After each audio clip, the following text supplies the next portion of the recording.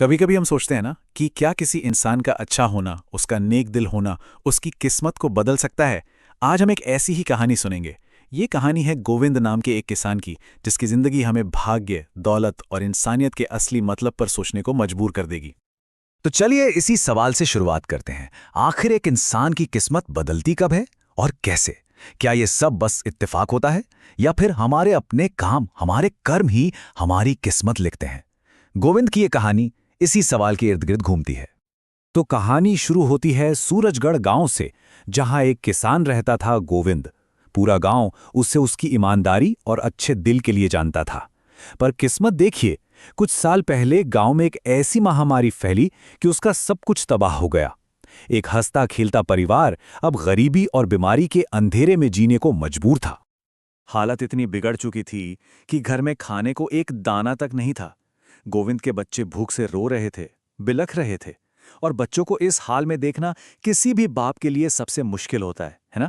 बस दिल पर पत्थर रखकर गोविंद ने एक फैसला किया कि घर में जो कुछ भी बचा कुचा है उसे बेच देगा। और यहीं से गोविंद की असली परीक्षा शुरू होती है। ये सिर्फ घर का सामान बेचने की बात नहीं थी, ये इम्तिहान था उसके सब्र का, उसकी नेकी का, उसके अपने किरदार का। बाजार के रास्ते में उसे 3 ऐसी चुनौतियों का सामना करना पड़ा जिन्होंने उसकी इंसानियत को कसौटी पर रख दिया। वो घर से सिर्फ 3 चीजें लेके निकला था। एक मामूली सी रस्सी, बच्चों का एक पुराना बिस्तर और एक पुरानी संदूक। पर उसे क्या पता था कि हर एक चीज के साथ उसकी दयालुता का एक नया इम्तिहान जुड़ा हुआ है। और देखिए कि कैसे हर बार उसकी नेकी उसकी अपनी जरूरतों पर भारी पड़ती है। पहले उसने रस्सी बेची, लेकिन जैसे ही पैसे हाथ में आए, उसने एक बूढ़े आदमी को देखा जिसे जेल भेजा जा रहा था। गोविंद ने एक पल भी नहीं सोचा और सारे पैसे उसे दे दिए। फिर उसने बिस्तर बेचा, पर एक बेटे को अपनी बीमार मां की दवा के लिए रोता देख उसका दिल पसीज गया और वो पैसे भी चले गए। आखिर में जब संदूक नहीं बिका तो हताश होकर उसने उसे सिर्फ एक छोटी सी लाल मछली के बदले में दे दिया। अब सोचिए, हर बार जब वो खाली हाथ घर लौटता होगा तो उसकी पत्नी पर क्या बीतती होगी। उसकी आंखों में निराशा होती थी, पर गोविंद का विश्वास वो कमाल का था। वो बस इतना कहता, अरे भाग्यवान, आज का इंतजाम तो हो गया, कल का मालिक तो मेरा भगवान है, वो कुछ ना कुछ कर ही देगा। इतनी मुश्किल में भी ऐसा भरोसा। तो अब गोविंद की हालत क्या है? हाथ में सिर्फ एक छोटी सी मछली है और घर पे इंतजार कर रहे हैं भूखे बच्चे। वो अपनी जिंदगी के सबसे बुरे दौर में था, पूरी तरह से हारा हुआ। पर कहते हैं ना, रात चाहे कितनी भी काली हो, सुबह जरूर होती है। और बस यहीं से कहानी में एक ऐसा मोड़ आया जिसकी किसी ने कल्पना भी नहीं की थी। घर पर जब गोविंद की पत्नी उस मछली को पकाने के लिए काट रही थी, तो अचानक उसकी आंखें हैरानी से चौड़ी हो गईं। उसके हाथ कांपने लगे और वो जोर से चिल्लाई, अरे ये क्या है इसके अंदर? ये तो चांद की तरह चमक रहा है। जी हां, मछली के पेट से निकला था एक बेशकीमती दूध जैसा सफेद मोती। वो सिर्फ एक मोती नहीं था, वो गोविंद की नेकी का इनाम था, उसके सब्र का फल था। उस एक मोती ने उनके अंधेरे घर को उम्मीद की रोशनी से भर दिया। देखते ही देखते 1 साल गुजर गया। उस एक मोती ने गोविंद की दुनिया ही बदल दी। अब वो गांव का एक अमीर और इज्जतदार आदमी था। अच्छा घर, सेहतमंद परिवार, सब कुछ था उसके पास। लेकिन एक चीज थी जो नहीं बदली, और वो था गोविंद का दिल। दौलत आने के बाद भी वो आज भी उतना ही नेक और दयालु था। पर लगता है किस्मत उसकी एक और परीक्षा लेना चाहती थी। जब गोविंद की अमीरी के चर्चे दूर दूर तक फैले, तो एक दिन उसके दरवाजे पर एक पुराना मेहमान आया। ये वही मछली वाला था जिसने गोविंद को वो लाल मछली दी थी, और वो अपने साथ एक नया बखेड़ा लेकर आया था। गोविंद ने तो बड़े दिल से उसका स्वागत किया और शुक्रिया के तौर पर उसे 100 सोने की अशर्फियों से भरी एक थैली दी।